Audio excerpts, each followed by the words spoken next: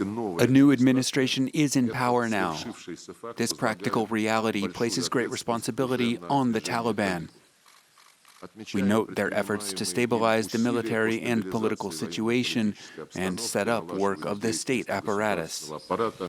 Well, for more, we can speak to our chief foreign editor, Robert Parsons. Hello to you, Rob. Tell us, why is Moscow organizing this event? There are various reasons, I think. First of all, Russia has a long history in the region and wants to ensure that continues to be the case, particularly after the vacuum left there by the withdrawal of the United States. So it wants to make sure that its interests are protected. But, I think we got it from Sergei Lavrov, the foreign minister there as well. Russia recognizes that the Taliban are in charge at the moment. That's not going to change anytime soon. And something has to be done to make sure that there is effective government in Afghanistan as well. What Russia does not want is for Afghanistan under the Taliban to become a magnet for all kinds of extremist groups because of the weakness of rule inside Afghanistan and because of humanitarian crisis of one kind and another. So I think two things it's keen on trying to achieve by this conference are, first of all, getting the Taliban to move towards inclusive government, a position that's also shared by some of those participating today. Iran has said the same. China has said the same.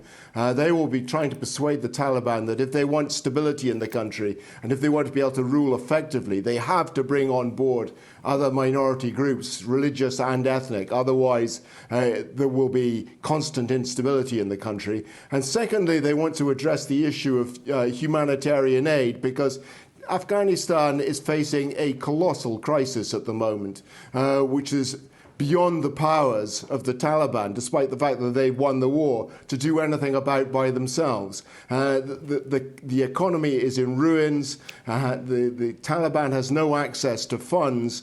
The salaries are not being paid. The crisis coming is going to be awful unless the international community does something about that. So I think one of the other things that this conference will be trying to do is to look at ways in which the international community, including Russia and China, of course, can do something about it. The European Union has already put up 1 billion euros to help with that crisis. Yeah, Rob, as you were speaking to us there, a wire came in that the special representative for Vladimir Putin said that Russia expects the Taliban to meet expectations on basic human rights and inclusivity.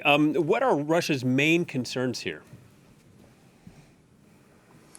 Well, again, it goes back to what I was just saying now. Russia has a long history in Afghanistan.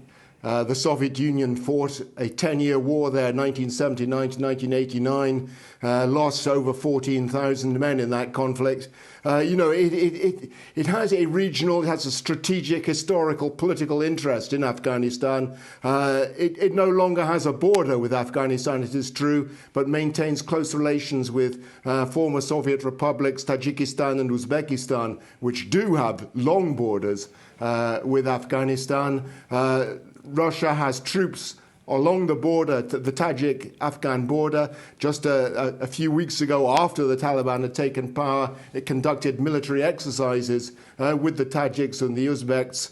And that points to one of its main concerns, the destabilization in particular of Tajikistan and Uzbekistan, which have active jihadist groups inside their countries, which are fearful that if the Islamic State in particular gets stronger, they will start exporting its jihadist movements into Tajikistan and Uzbekistan. That is a big concern. Vladimir Putin mentioned it just last week, saying that over 2,000 Islamic State fighters had gathered in the north of Afghanistan, planning to cross in with refugees into Uzbekistan and Tajikistan and destabilize those countries. That clearly is a concern for Russia. It does not want that to happen. It does not want Tajikistan and Uzbekistan to become stepping stones for destabilization of Russia. The other big concern, I think, is drugs. This is something that Sergei Lavrov, the foreign minister, has mentioned, concerned that the amount of trafficking of heroin from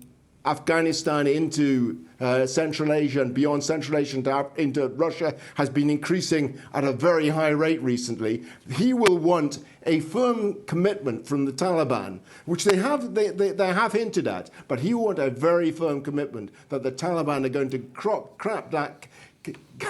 crack down on the opium production inside Afghanistan.